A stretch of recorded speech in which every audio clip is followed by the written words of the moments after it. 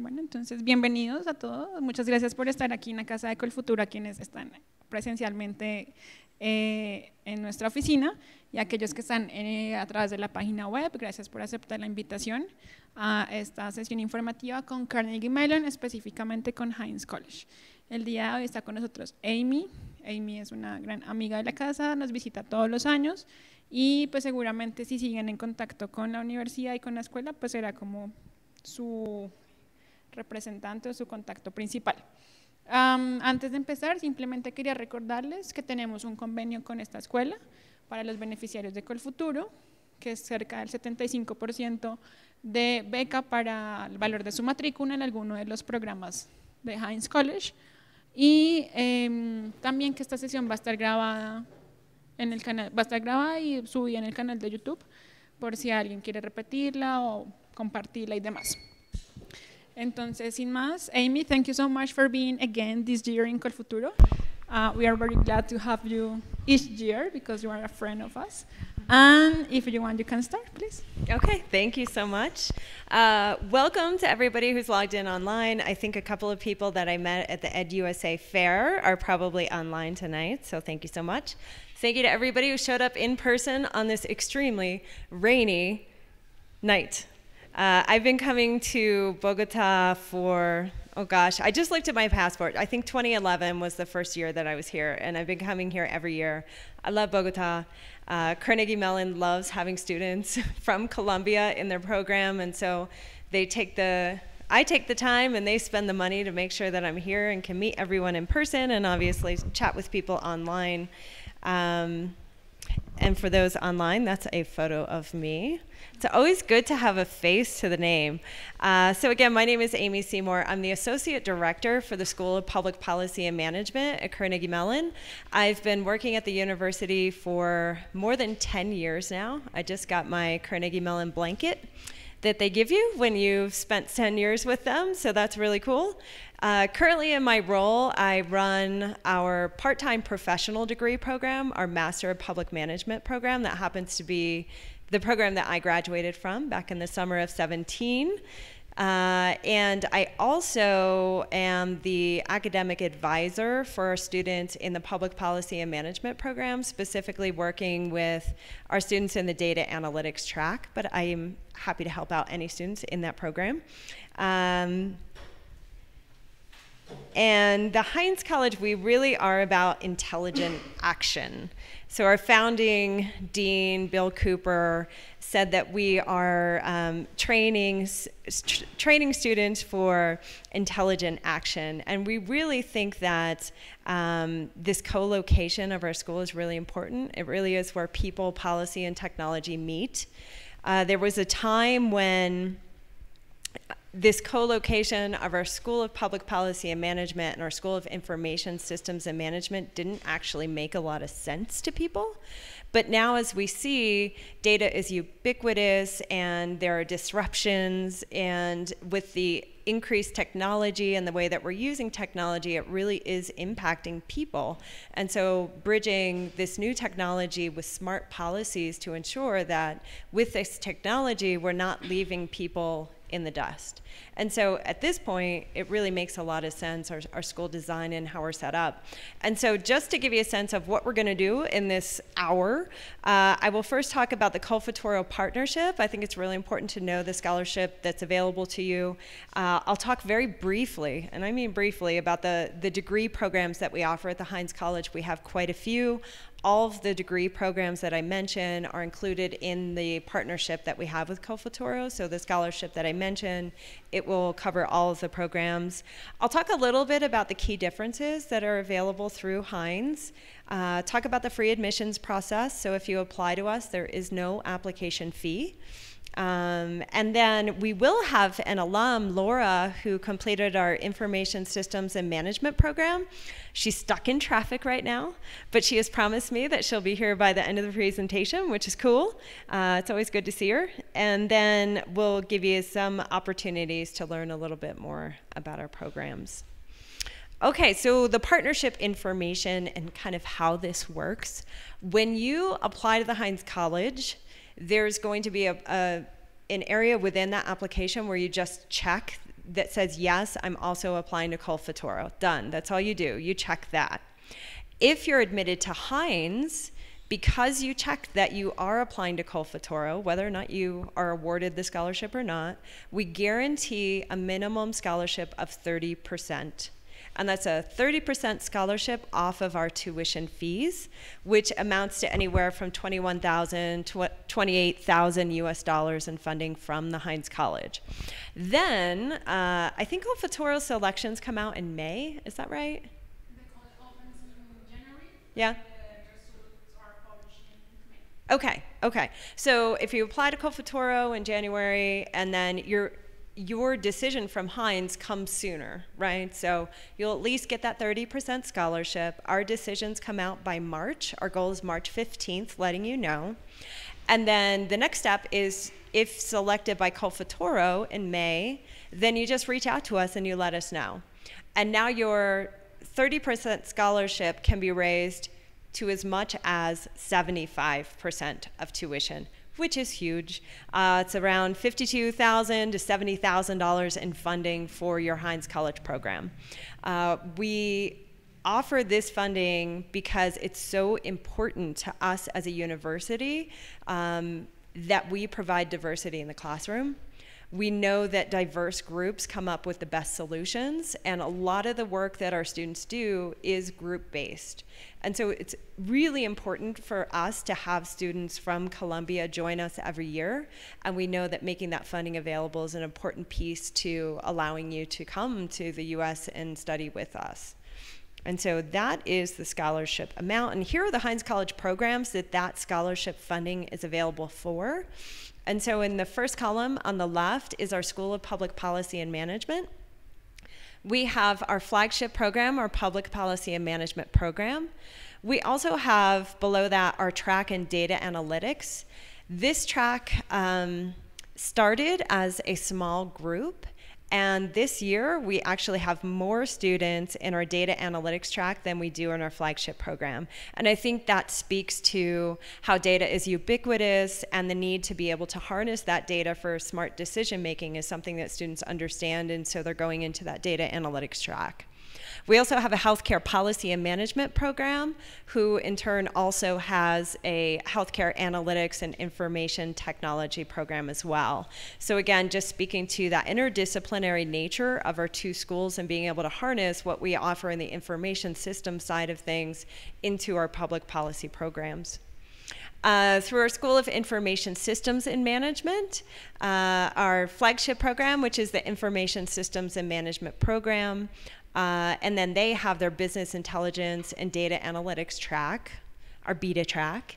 And then a very growing program is our information security and management program, because we know now that, now that all of these organizations, both public and private, are harnessing huge data sets, the idea of a data breach is a scary thing. And we see it in the news all the time. And so these organizations now are building out entire workforce of security teams, and so that program is a growing program as well.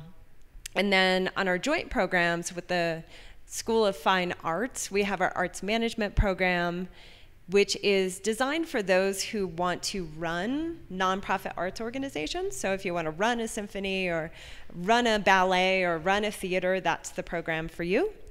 And the entertainment industry management program is very unique. We've definitely had a student from Bogota come through that program. It's 1 year in the US, where you take sort of your management classes. You also take a script and story writing class, and then you spend your second year in Los Angeles at our small location in Hollywood, and you spend the majority of your time in an apprenticeship. And so if you're interested in TV, film, or gaming, you'll choose an apprenticeship that fits that interest of yours. And so this is really for people that are interested in screen-based media. So whether you're interested in working with an organization like Netflix, who has that online streaming, you want to work directly in TV or in film or in gaming, then that's the program for you. And so again, all of these programs are a part of the partnership with Col Futuro. Now, if you logged in because you saw Carnegie Mellon University and you don't see the program that you were interested in, keep in mind that I represent our School of Public Policy and Information Systems, and this is the partnership available at Carnegie Mellon University. Okay, so I talked a little bit about our co-location. And so this is a picture of the front of our building with our beautiful flowers on a beautiful day. And on the left-hand side, you could see the information systems and management. On the right-hand side, public policy and management. And again, this co-location is intentional. Being able to hire faculty at the college level means that our students studying in our public policy and management program have the faculty strength in database and information systems. And so they have the top faculty working in that field, but they're able to shift their teaching when they're teaching to our public policy students who traditionally do not have a tech background at all. But they also have that depth of understanding to where they can teach students on the information systems side of the track who do honestly often have a tech background. And so it's a really interesting space that we are in. There is no school like this in the world, right? And again, we're becoming more and more relevant as all of this technological advancement is impacting people and society and their lives. And that's our campus. Another cool thing about the Heinz College and something that's really unique to us is that we are graduate programs only, masters only. We don't have an undergraduate population, yet we're still a strong school. So we have usually around 500 students begin every year in any one of our programs. But again, we are able to fashion all of our services from admissions, financial aid, career services, student affairs, all of that is geared toward the adult learner, the professional learner in our program. And so that you can feel that from the moment that you email our admissions office, we understand you're an older subset, you know what you need, you can just feel that in the service that you get from us. And the cool thing about Carnegie Mellon as a whole is that we don't really build up our strengths in silos. So most universities do. If you want to go into ethics, you're going into that school and you never leave that school. If you want to go into public policy or in your public policy school, you never leave that school. Carnegie Mellon does not do that at all. And that's really why it's one of the top universities in the US. And so we see the need to understand the ethics of artificial intelligence. And so we have our professor, our ethics professor, David Danks, he comes in and teaches a class to our students. And so we're leveraging the top professors in ethics across campus to come in and speak to that with our students. In addition, our students are able to take classes outside of Heinz College. So it's very common for students in all of our programs to take a course or two at the Tepper School of Business. Maybe they're interested in taking a school at EPP or Energy and Public Policy program. And so you are able to do that without really any barriers whatsoever. Look at courses across the campus and leverage that to your benefit. We also cross-list a lot of those classes as well. So there's a Planning by Design course that's held in the School of Architecture, and it's the professor of that was the chief planner for the city of Pittsburgh. He just recently left that role because he loves academia, so now he's going to be teaching full-time. But again, that's a school that's offered through architecture, but we are offering that to our students as well. So it's really interesting. Again, we're not siloed. We have access to faculty across all of the programs at CMU. And then the city of Pittsburgh. I honestly cannot say enough about our city. I did not grow up in Pittsburgh, and many of the people that I work with, we didn't grow up in Pittsburgh. We found Pittsburgh because many of us went to school there, and we just fell in love with the city. I grew up in upstate New York. The director of our public policy program, she grew up in Texas. The director of admissions, who hopefully you'll be emailing with at some point, he grew up in New York City. We all find Pittsburgh home because it's this unique character where, number one, the cost of living is phenomenally low. The increase in rents and all of that are hitting major cities, they haven't touched us yet, and we're really excited by that. So as a student, it's a pretty cheap place to live. You get a lot for a little, and it really is a cultural center. So all of the your student ID will get you into all of the museums for free. You get to go to the science center. You get a free bus pass. You can get anywhere. You don't need a car. Just jump on the bus, go wherever you need to go. Most of our students actually live within 1.5 miles of campus. They're wonderful, beautiful neighborhoods, Shadyside, Squirrel Hill, North Oakland. That's where most of the students live. I was a resident of Shadyside for 20 years. I lived in my college apartment. I didn't want to leave. Just recently left the city of, left the neighborhood of Shadyside, and now I think I live 2.5 miles from campus. So it's like, oh, I'm so far away. But it really is a great city to be in as a student and as a young professional as well. And then our rankings. So I think because we're so unique, and the fact that we reach across our university, that the rankings at our school are very high. So our School of Information Systems, #1 in Information Technology, 1st in Computer Science, 2nd in Management of Information Systems and Qualitative Analysis, 4th in Computer Engineering. And then we're consistently ranked among the top schools of public affairs for our School of Public Policy and Management. #1 in policy analysis, #1 in information technology management. The rankings are very clear. And, you know, as a school, regardless of the program that you choose, so right, I showed all of those different programs, but regardless of that program, you're going to experience the same Heinz formula, right? We're CMU, we've got a formula. And so the analytics, courses in analytics that you'll take are finance, econ, statistics, management science, which is basically operations research, decision-making under uncertainty. And then our tech courses, they include topics like database design and management, web design, multimedia. But we recognize that those skills alone really aren't enough, right? So you need to understand deployment as well. Hi, welcome. So organizational management, organizational design and implementation, communications, where you'll learn negotiation, persuasion, leadership, teamwork. But really, when I talk about those skills, think about that: persuasion, negotiation, leadership, teamwork.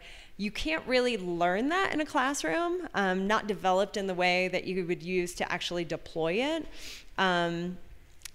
So you really need to be able to practice those skills, right? Because the real world is messy, right? So you can be in a classroom, that's great, but the real world's messy. We can't really replicate that messiness in a classroom. And so what we do is we use a capstone project. And so that's where the real world impact comes in.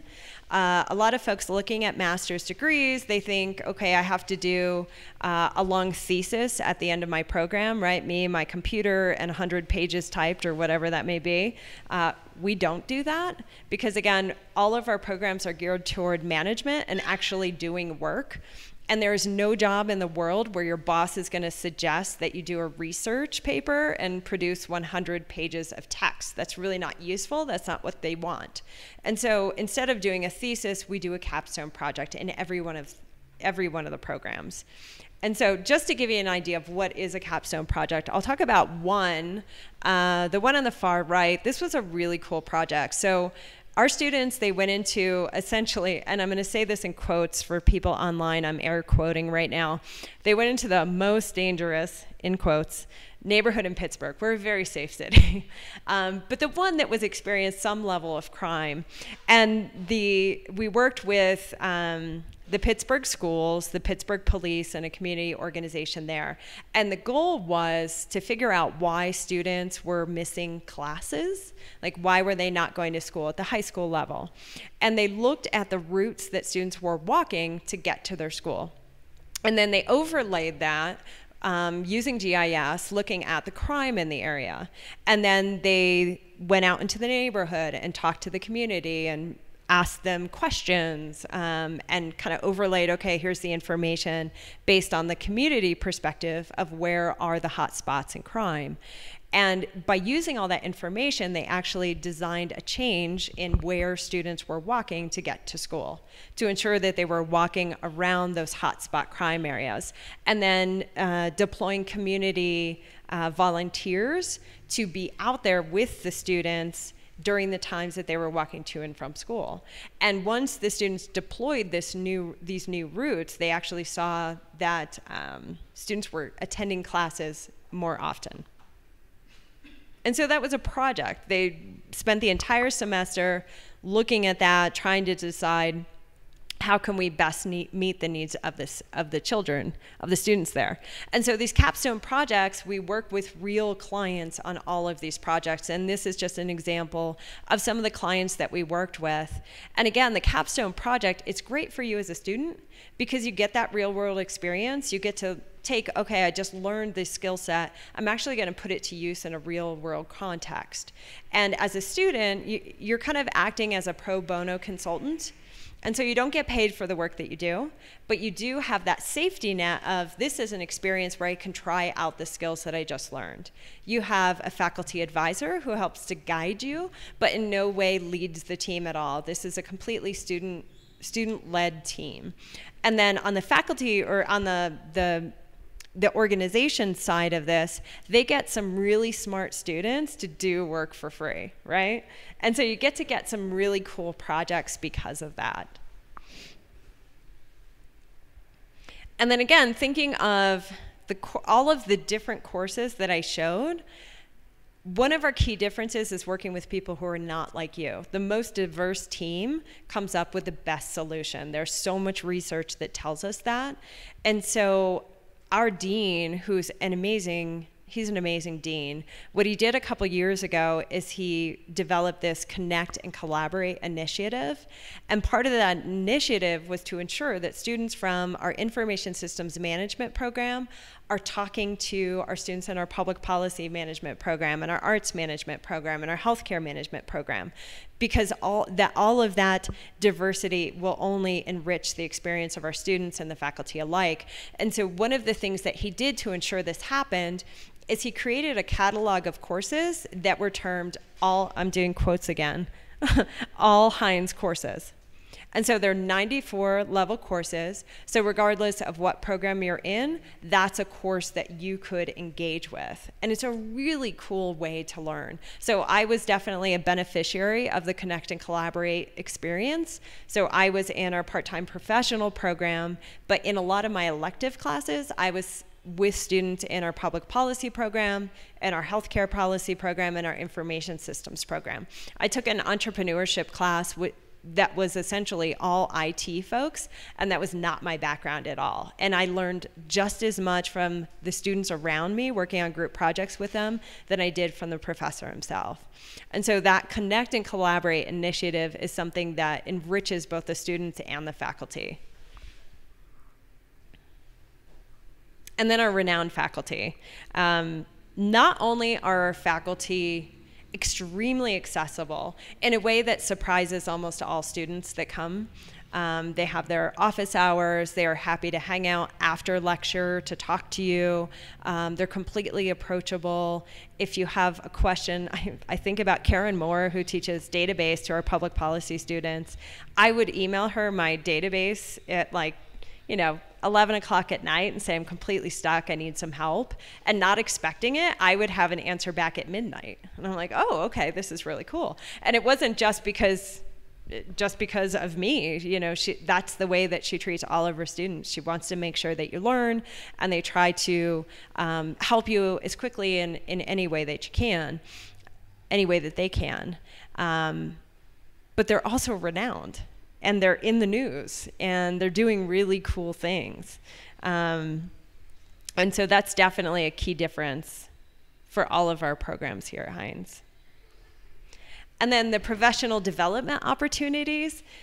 Oh gosh, there is a lunch session every day. They always have pizza, so if you're hungry. There's always a lecture to attend. There's always a workshop to attend. all of our students and all of our programs will complete an internship. Obviously, the capstone project, the system synthesis project, great way to build your professional development. There are case competitions that organizations like Deloitte will kind of use as a soft first interview for our students. So they'll hold a case competition, you'll work with a team to develop your solution. There's so many Heinz student organizations, so regardless of what you're interested in, you'll find a group of students also interested in that. We offer networking events. One of the wonderful things that we do is conference funding, and so we know that it's really important for you to connect with other professionals, other students that are interested in the area that you are, and that conference may not be happening in Pittsburgh. In fact, it most likely is not happening in Pittsburgh, and so we help you with conference funding every year. So if there's a conference in, I don't know where it would be, Chicago or New York, Los Angeles, those are most common places for conferences, but we help you with that funding. Oh, the Alumni Mentor Program, that's a great program as well. So if you're looking to, this is especially helpful for people who are looking to pivot careers. So say they've spent, their undergrad was in one thing, they have a couple years of professional experience, and then they're looking to actually pivot and use one of our programs to help them with that. We're, getting plugged in with a mentor, someone who's been through our program, someone who's working in that field is a really great way to understand, okay, what kind of classes should I focus on? What kind of conferences should I look into? How can I build my professional network, especially considering that I want to pivot at this point? The LGSA, Latino Grad Student Association, is a great way to connect with others. That's a campus-wide organization, so not just Heinz College. And then faculty research assistantships are pretty common as well. So if you engage with a faculty member in a class or at a workshop and you're really interested in the work that they're doing and the research that you're doing, then you could say, hey, can I help you with some of the research that you're doing? And that's something that you actually get paid to do, which is always nice. And then to tie it all together, our career services, again, is something that positions us as a very unique opportunity and a unique university. Our career services is very intentional. So regardless of the program that you come in with, you will be working specifically with a Heinz College Career Services staff member, right? So if you come in as a public policy program, you'll work with Diane Taylor. If you're coming in with a healthcare policy program, you'll work with Samantha Burney. And these are people who essentially their job is to knock on doors of future employers and sell you to them, basically. Understand what is it. They also provide a great loop for us on the academic side of things because they know what employers are looking for. And so as we're going through our curriculum and considering do we need to make an adjustment, they have that direct connection with those who are employing our students. And they work with you to, on even the most simplest things. They'll help you with a resume review. They'll help you in writing a cover letter because nobody likes writing cover letters. That's like the worst thing ever. They help you with that, help you jazz it up. And they'll also help you on the job search as well. And they are a lifelong service. And so if you are interested in shifting later on in your career, you can always reach out to them. And they can help connect you with people, alums who are working in the field that you're interested in. And they're really friendly.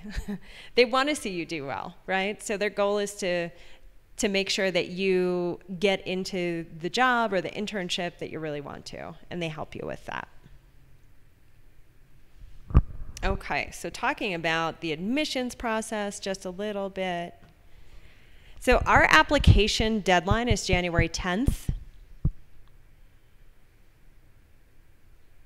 And then the classes all begin in August. All the programs begin in August. As I said, it's free to apply. You do have to send your transcripts to a transcript verification service, which is a little bit different. So you're not sending your transcripts directly to us.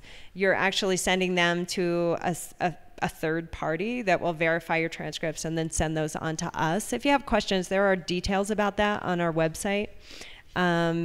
We require 2 letters of recommendation. Those letters of recommendation are best from people that you know on a professional basis, someone who was higher than you, so not necessarily an equal at the organization, but someone who was a little bit higher than you.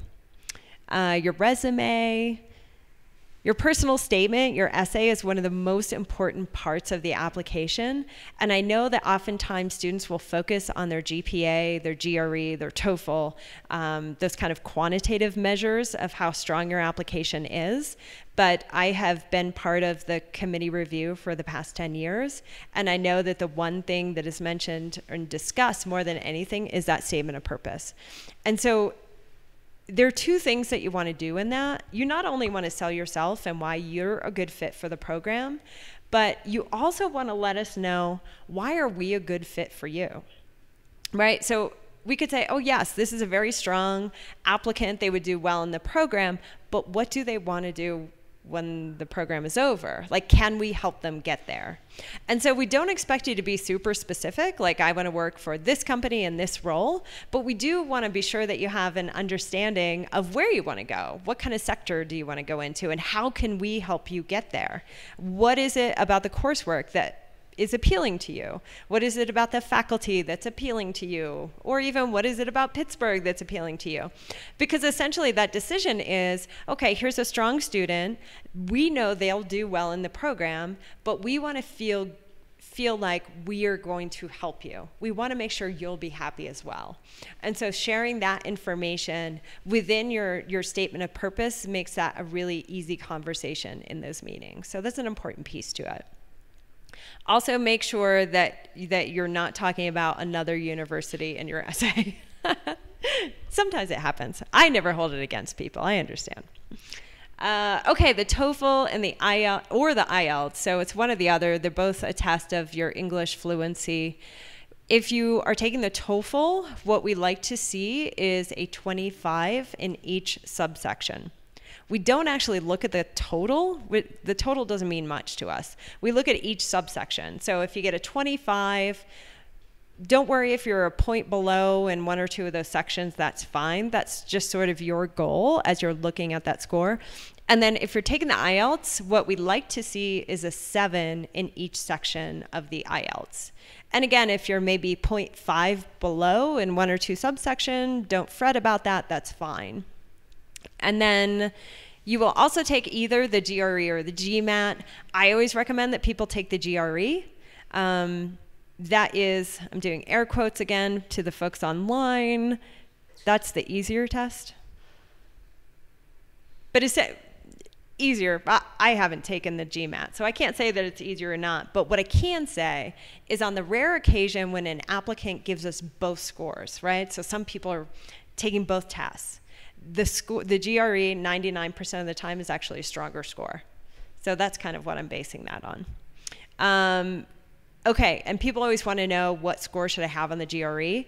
Every program is a little bit different, right? So if you're applying to a data analytics track or the business intelligence and data analytics track, we're looking for a slightly higher score. And you can look on the website, we actually post that.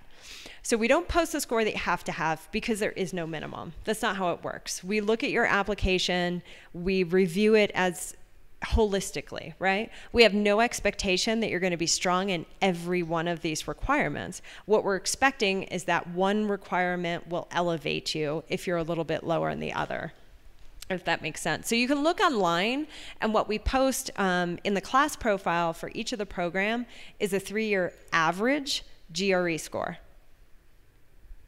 And so that will be really helpful to you. But again, keep in mind that this is a holistic process. There aren't cutoffs, there aren't minimums. You know, people often ask, is there a GPA requirement? There's not. We really are focused on looking at the student as a whole. And keep in mind, my university pays me to come down here and talk to people. Like, we really are interested in increasing the diversity of our applicants, and we love to see applicants from Columbia. And so, regardless of where your scores fall, I always encourage you, just apply. Go ahead and apply. It's free to apply. Oh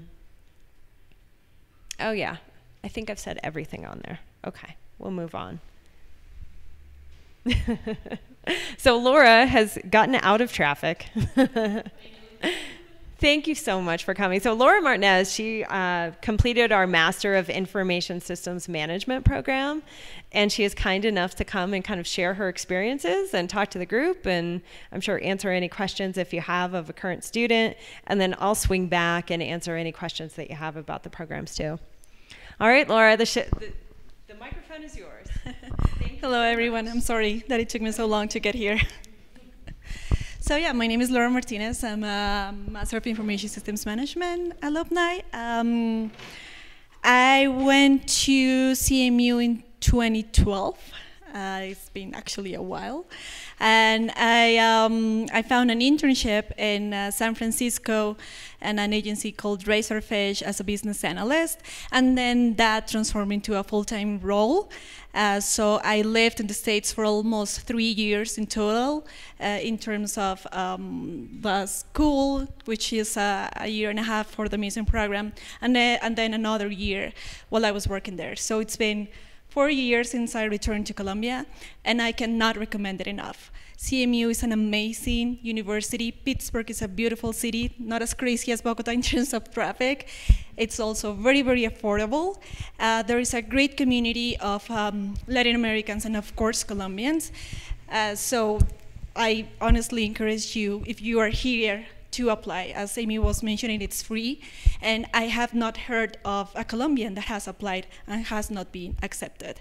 And also, the fact that there is this partnership with Colfuturo, it's a big, big advantage because, you know, scholarships or school tuition can be a little bit expensive in the US compared to Colombia. So this is a big advantage that everyone should be taking advantage of. Can you talk about what you did before you applied to the program? Yes. So I'm a multimedia engineer from the Universidad Militar. And I worked as a front-end developer and a QA analyst for, I think it was 3 years before I applied to grad school. And yeah, so my goal with this program is that I wanted to kind of merge the business world and the technology world, and this program was just that. The data analytics track was a little bit new at the time, but it's also a very, very interesting part of the program and what Heinz specifically can offer. I now work as a product manager at an agency called Huge. It's been almost 2 years there. So yeah, I don't know if anybody has any question.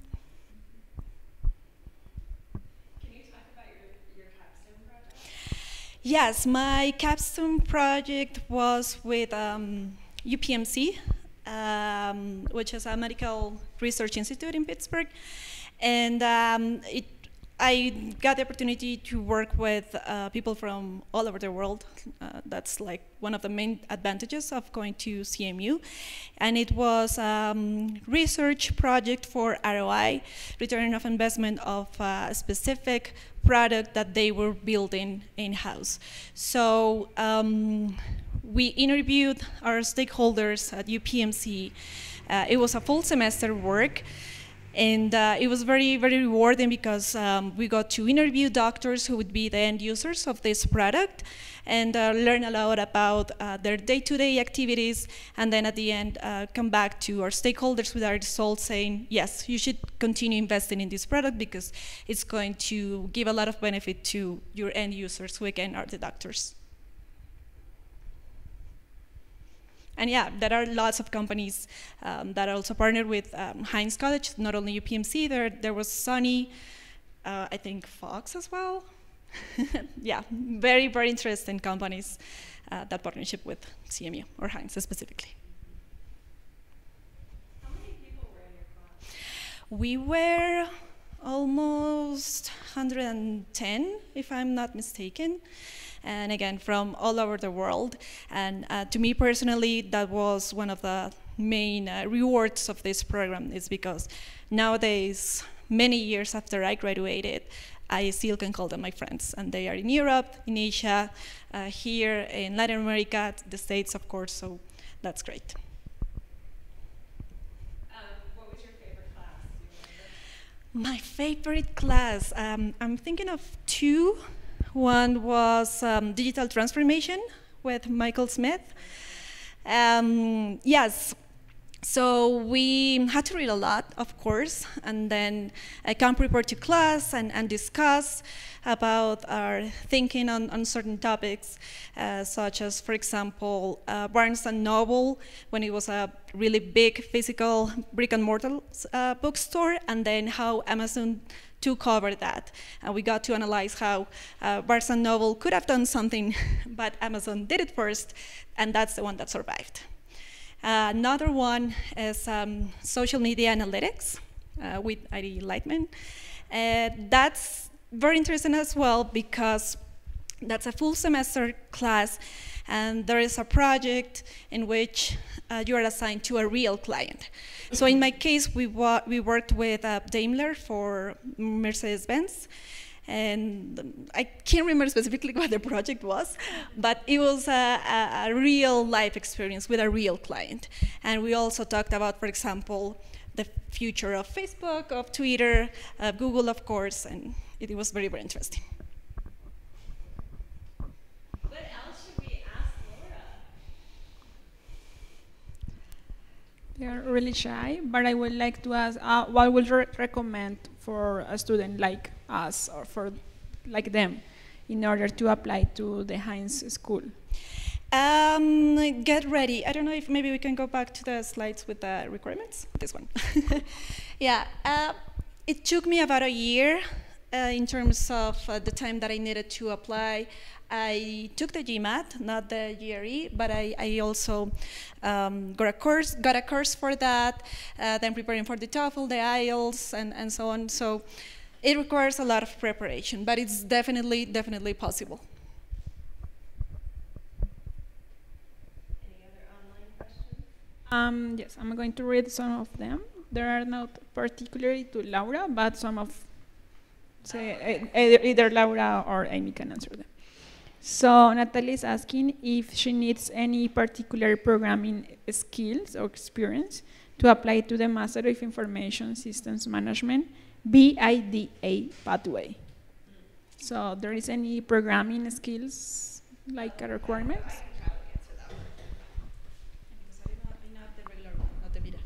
Yeah. So for the MISM program itself, it requires an object-oriented programming class that was taken in an undergrad. So that's a Java is specifically what they're looking for. And then for the beta class, we're also looking for database as well. So having that object-oriented programming and database, and obviously a score of B or better on your undergraduate transcript.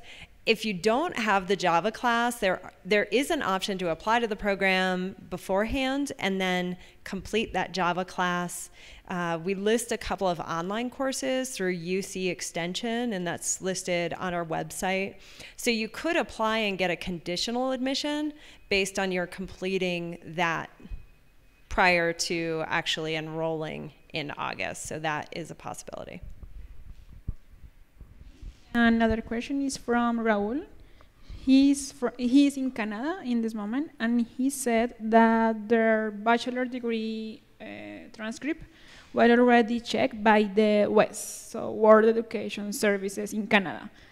And he's asking if that will work for the transcripts that you are asking for.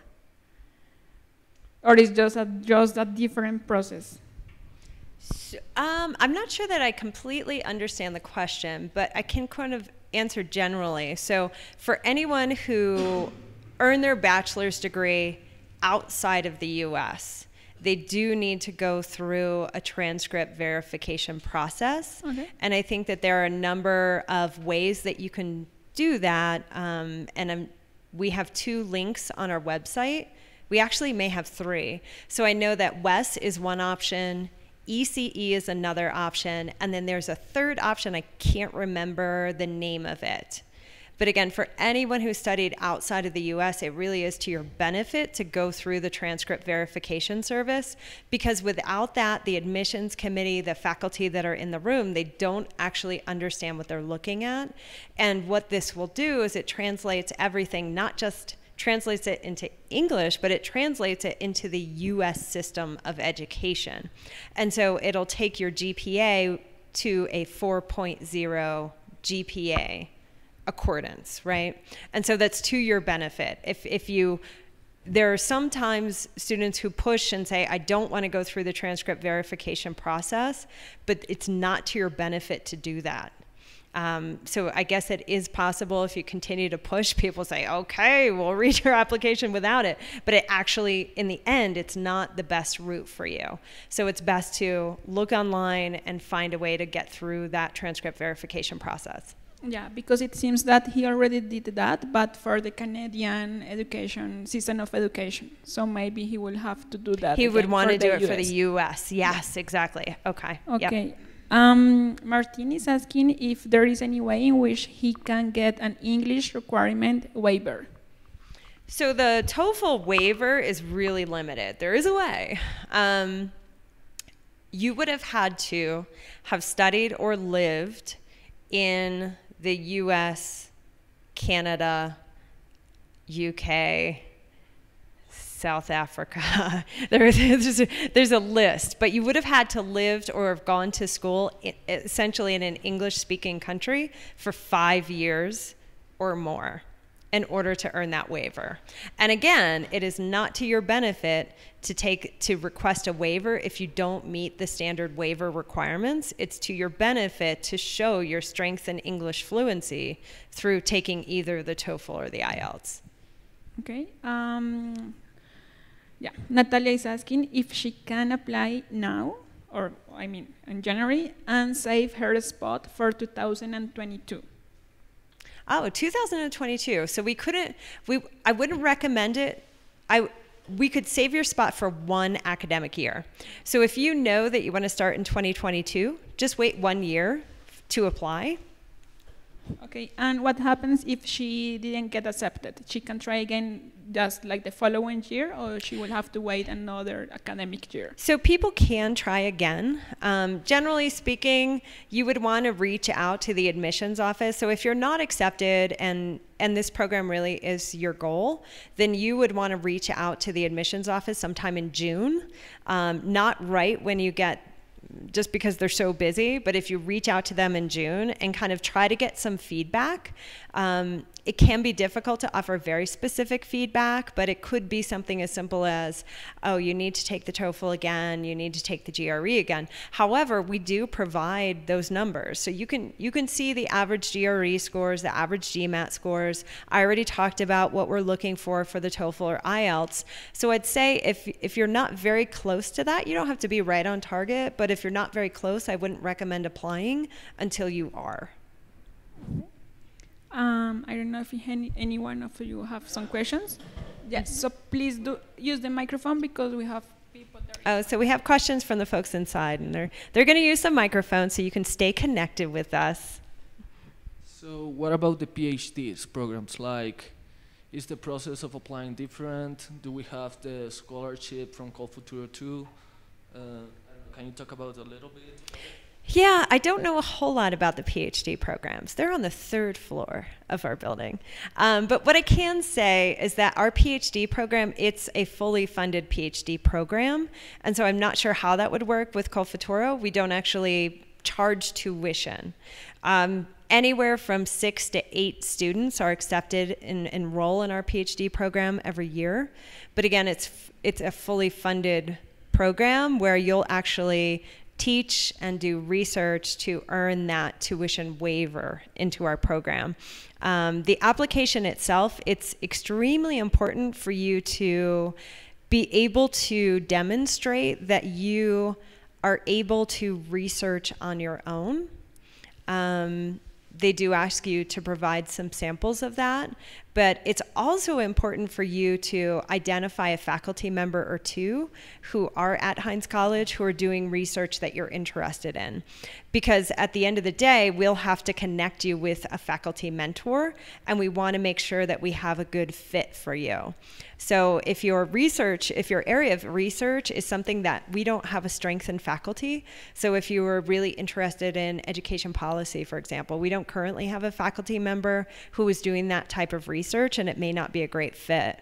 So I think it's a first start, looking at the faculty we have at Heinz, look at the kind of research, areas of interest they have to make sure that you actually would find a good fit and speak to that within your essay.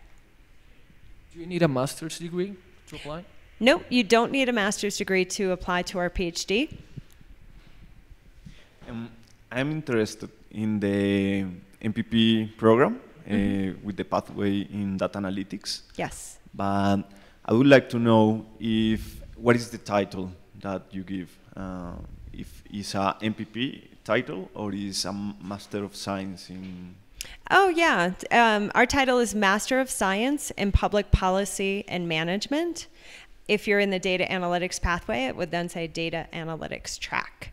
Our data analytics track of our Master of Science in Public Policy and Management, that is a STEM degree. Yeah.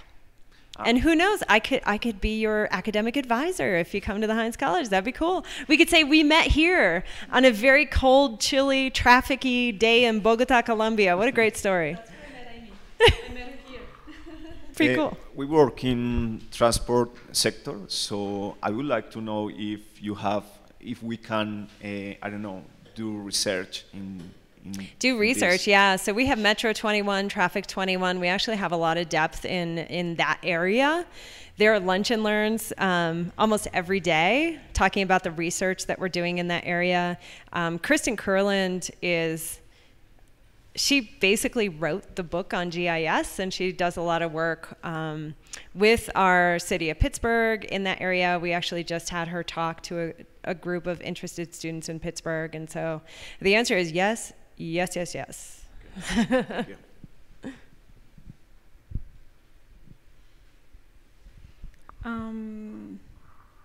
I don't know. I was going to ask something and I forgot it. I was going to mention about the agreement that we have with Heinz College. Sure. It applies just for the master's degree. So if anyone is interested in a PhD program, as you don't have any tuition fees, you can use the loan scholarship in order to finance, for instance, the living expenses or the flight tickets or the health insurance or anything else besides the tuition fee. So it doesn't matter, but the discount that covers our agreement won't apply in that case. Right, and the discount doesn't apply because essentially our PhD is 100% tuition scholarship, yeah. Yeah, is it only the tuition or do you get like a little extra money, like a salary for your work? Oh, that's a good question. I feel like there is a little extra money to our PhDs, but I can't give you that number. I'm not exactly sure how that works. I think maybe in your first semester you were just taking classes, but once you start teaching, then you're paid for that at some amount. Yeah. So there definitely are opportunities for funding within the PhD program. Okay. So Natalia is asking something that maybe Laura can answer. It is if you know any project that the alumni are involved in. So I know that as a student you are involved in many projects, but as alumni, are you part of any research project or any kind of? That's great. So I would say that a huge percentage of our capstone projects will come from our alumni and the organizations where they work, because they went through the experience and they know that they can get cheap talent, right? And so a lot of times, I can even think of a classmate of mine who just last year, he and we met at a transportation conference. We literally bumped into each other, and I said, he was telling me about a project that the city of Pittsburgh was working on, and I said, oh gosh, that sounds like a good capstone project for our students. And within the next semester, it was on the books and students were working on it, and they did an amazing job with it. So the city was looking to change the way that their permitting system went. And so if you wanted to have, say, a big dumpster in the roadway, you had to get a permit for that. And so in the Pittsburgh region, it was a standard amount for that permit. So if you want to block the roadway with your huge, construction, garbage, I want to say garbage can. That's not what I'm talking about. One of those big bins, right? You're obstructing traffic. It would be a standard like $30 a day. That's how much you're going to pay.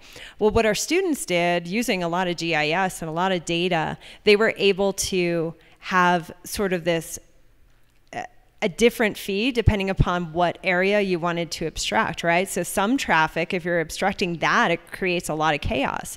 And so you're going to pay a lot more now for that permit.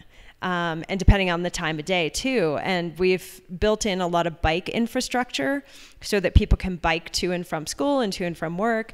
And so what does it cost if that's going to impede on that bike pathway?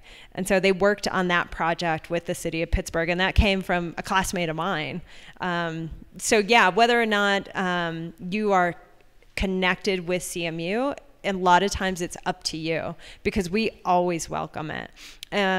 I will also say that a lot of our alums, as they further their career, end up coming back and teaching elective classes as well. So we have a lot of alums who are teaching in our program.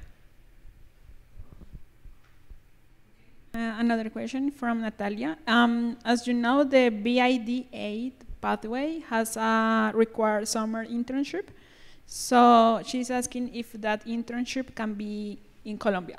Oh. Cool, yeah. So actually all of our programs require a summer internship regardless. And yeah, you can do that internship wherever you want. Can I add something? Oh, yeah. Yeah, during my year, I had classmates who even went to Thailand. And there is, I don't know if there's a program that a professor at CMU even creates for people to go to very remote places like Fiji Island. So it's definitely possible to go all over the world as long as you find that internship. I think that those are all the questions so far from the chat. So you talk about the research assistantships, so you can get more financial aid plus the Col Futuro agreement. Yeah, so the way that a research assistantships work differently at every university in the US. And so the way it works at Heinz is that if you are a research assistant of a professor, we actually pay you. So every 2 weeks you get a paycheck just like it's a job. And I think the amount, right, oh gosh, now I can't remember. Did you do a research assistant? Something similar. Yeah.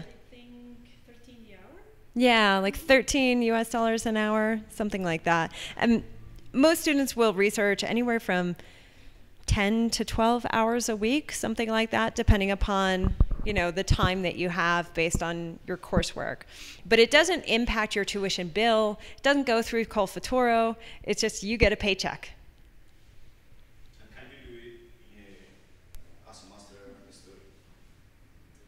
As a master's student, absolutely. Yeah, yeah. Many of our master's students will work on research projects with our faculty, sometimes with a PhD lead. Yeah, absolutely. There is a platform. Thank you. There is a platform online at CMU for students in which you can go in and find research projects or jobs, helping professors at the university. So you can choose whatever you want and apply. And they are also very flexible with the amount of hours that you have available, because of course they understand that the coursework is very heavy, very demanding. So yeah, it's definitely possible.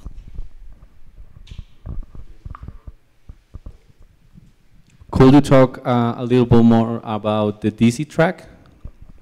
Oh, cool, yeah. Our Washington, D.C. track for our public policy and management program. Yeah, it's a really unique experience and a cool opportunity. So we decided, so in Pittsburgh, we're just about 4.5 hours from Washington, D.C., which is our nation's capital, and it happens to be where I was born. It's a very cool city. And through our Washington, D.C. track, students, usually anywhere from 10 to 20 students a year will do that track. And so their year in Pittsburgh is a little bit heavier course-wise. So you're getting all of your core courses in your first 2 semesters. And And then in your second year, you transition to Washington, D.C. Now, we don't have a full campus there. We have essentially a couple of offices in the Hall of the States, which is just central. It's an awesome place to be. And you work in an apprenticeship nearly full time. And then you take classes in the evenings. And you do your capstone project there. So yeah, it's a lot. It's a whole lot. But essentially, it's for people that really want to be immersed in the DC area, that really want to add to their work experience. So a lot of our students who are looking to pivot careers will choose that DC track, because you not only have your summer internship where you're kind of working within public policy, but then you also have your full final year of school where you are plugged in. And because it's not just, you know, a 7-week summer internship, you're actually there an entire year. As a student working there, you become an integral member of the organization. You get to work on real stuff, and you get to apply what you're learning in the classroom immediately. It becomes your sandbox, and you can come in one day and say, hey team, I've got a great idea. You know, we're gonna use, I don't even know what this great idea might be, but you know, whatever happens, whatever comes up, you may decide, hey, we've got this huge data set, we're gonna scrape it, we're gonna use our programming, we're gonna come up with a great solution, whatever it may be. That's traditionally the experience of our students, because they're immersed in this cool, you know, skills-based program, coursework that they can actually bring that into that experience. Now, we don't have a physical campus in Washington, D.C., so it's a very unique and it's a different experience. So if you're someone who wants to have that campus community, you want to have all of the faculty, you want the option to take a lot of different elective classes, you know, keep in mind that you're actually losing a piece of that traditional grad school experience and trading that off for real world experience in the DC area. Most people will, you know, just rent an apartment somewhere outside of DC. It's becoming pretty pricey to live in DC.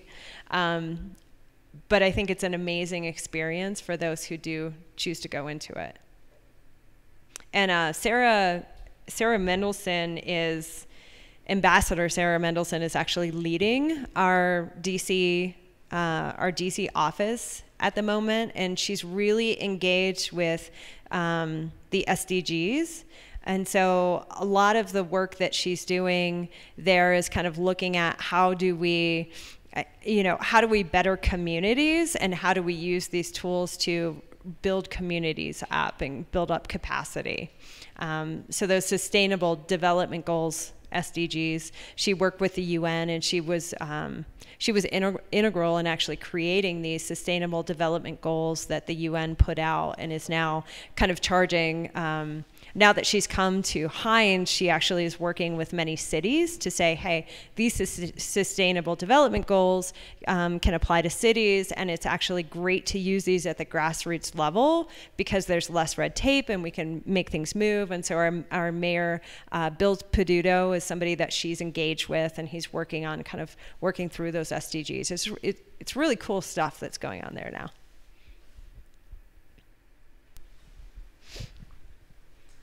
Can I mix this, the DC pathway with the data analytics pathway? That's a great question. So mixing the data analytics pathway with the DC pathway, I may be opening a can of worms that hasn't been publicized yet. But we are working to make that happen. We are working to make that happen because we think it's really important to, now the data analytics track is so subscribed, the courses that you have to take. As a student in the data analytics track, you don't have a ton of flexibility unless you happen to exempt out of a lot of courses, which is not common. And so with the data analytics track, the way that we've mapped it out is we can see where a student could complete their final semester, not their final year, but their final semester in Washington, D.C. So again, you would be immersed and you would be in that organization for an entire semester, which is certainly more time than a summer internship would be. But it will require again, we've mapped it out. I don't know if we've launched it.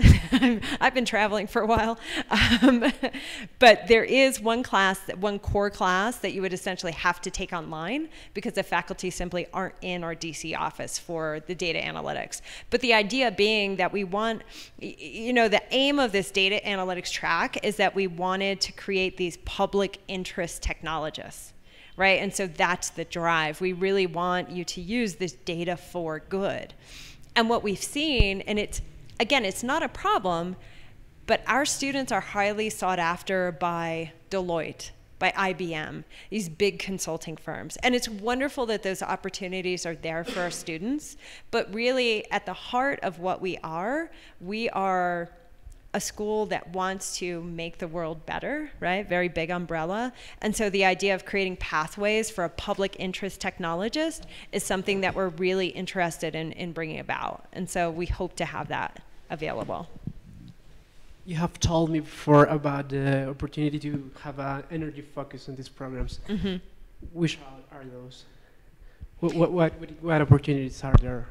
Yeah, so a great place to go is online. If you look at the MSPPM program handbook, it actually outlines a number of different pathways. And so we call these concentration areas.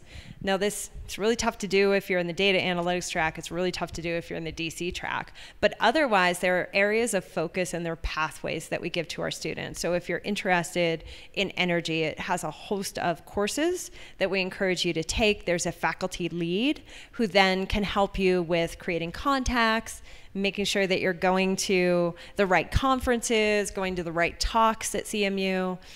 So that's all laid out in there. I think, as I mentioned earlier, I'm now the academic advisor for our data analytics students, and I've kind of gone off into the tech side of things.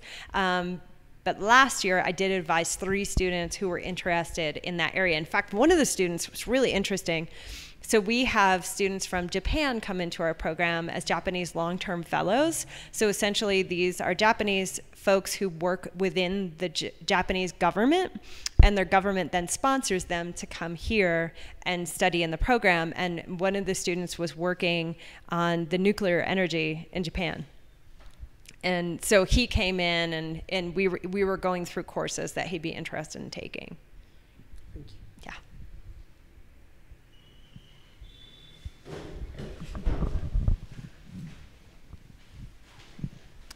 I'm going to read that last question from the chat. Okay.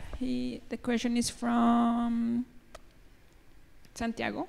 He wants to know about the non-academic activities that the university organized. So would you like to talk about that? Oh, cool. I wonder if this is the Santiago that I met last night. Maybe. Just send us a quick message and tell me if that's you. Do you want to talk a little bit? Like, what's life, non-academic life like? Oh yeah, there is a lot of stuff to do. So Pittsburgh is a smaller city compared to Bogota, but there are lots of activities. Sports are very, very big in Pittsburgh with the Penguins, the Pirates, and CMU offers discount tickets for those if you're interested in attending. Also, there's the Carnival, which is a big event at CMU. What else? There is the Latino Graduate Association, which I was part of, and we used to organize events for people to come together and go dancing, potlucks, so they can get a taste of our food, arepas, arroz con pollo, yeah, there are lots of things to do, not only in CMU, but in Pittsburgh. I'm just scrolling through my email to see, because I'm on the student D list, and so I see all the stuff that they send out. So there's a happy hour tomorrow. Happy hour is cool. So when you first enter Hamburg Hall, you go into what's called the Teresa Heinz Rotunda, and you walk in there, and it's a really cool circular space that holds probably 250 people standing, and it's this really cool wood-paneled room, with really cool, funky lights that hang. And then every month on Friday, it becomes the happy hour spot. And what students discover is that we have kegs hiding inside the walls. It's we did that since you graduated. And so you open up the cabinets, and then there's 2 kegs of beer on one side, 2 kegs of beer on the other side, and we just have a party. And the faculty come, it's really fun, and the students are there, so it's a great way to unwind and kind of meet with people. But also next Friday, they were giving away tickets to go see the Pirates play, which is our baseball team. They're terrible. They're a terrible team. They never win, but well, I can't say never. They're not good. But the stadium where they play has won award after award after award. It's the top baseball stadium in the US for a lot of reasons. I think one of the reasons is it's smaller, and so you're actually closer to the action, you're closer to the field. And then when you're seated, they positioned it really smartly so that you have the greatest view of the city on the other side. So regardless of where you're sitting, and regardless of how bad the team is doing, you can still enjoy the view, and you can still enjoy what's going on, yeah. The other thing too, so Gladys Perez, she's the director of the Public Policy and Management Program. She once told me that every night in Pittsburgh, there's a place you can go salsa dancing. Yes, that's true. Yeah. There's also one tasting event from the Graduate Association. Oh, there's a wine tasting event? How have I not done that? Where is it?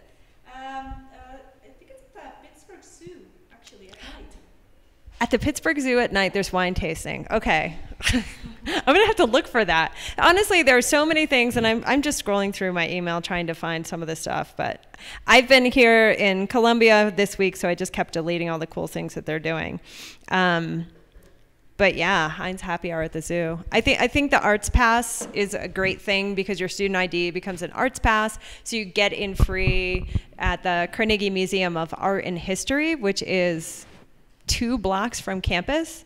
So if dinosaurs are your jam, they've got a lot of dinosaurs there. They also have, the Museum of Art where they have some modern work, but they also have a couple of Renoirs and, fine art as well. So that's a cool place to go. The Science Center is a fun place to go. Oh yeah, the Andy Warhol Museum. Do you know who Andy Warhol is? Is that a name you know? So he's originally from Pittsburgh. And so we have a really cool Andy Warhol museum, which is the largest museum that is for just one person, right? So the largest museum in the US that is just for one artist and is for Andy Warhol. And there are people that work there, and their job is to go through the archives of all the things that he has, and they still haven't been through it all. Yeah, it's a pretty cool place. Yeah. Yeah, so Santiago is saying that he is the Santiago. Santiago. Oh, hi, Santiago! Yay! Yeah. Wait, is he the guy who knows David? Ask him. Do you know David? Wait, I met a couple of people. Ask him if we took a picture together. So somebody came. See, I'm wondering if that's. I think that's him. Mm-hmm. Yeah. Tell me if that's you again, Santiago. Okay. This question is for Laura. I would like to know if, do you think your career was boosted after the master's degree, and why? Absolutely, absolutely. So my ideal job before going to Heinz was becoming a project manager. Right after returning to Columbia, even without having the experience, but with the degree, that was the job that I got. And not only in terms of the title of the role, also my salary increased 3 times after I returned to Columbia. So yeah. That's a good answer. That's a very good answer. Okay, so I think that now those are the questions. Okay. Santiago saying again, yes, it is me. Oh, okay, okay. I'm gonna show everybody your picture. So Amy and Laura, thank you so much for your time, for being here, and to everyone that was in our house and on our website. Thank you also for being this night. And I don't know if you want to say some goodbye words or something like that. I want to meet you all in Pittsburgh, Pennsylvania, so please apply. If you have any questions, make sure that you, well, I've lost my info. I'm giving everybody a headache. Oh wait, there we go. We're gonna end on that. That's my email address. If you have questions, reach out to me. I may be circling you in with our folks in admissions, but my final words are reach out, ask questions. This is an amazing opportunity for you, and I hope to meet you in Pittsburgh. Yeah. So thank you and good night.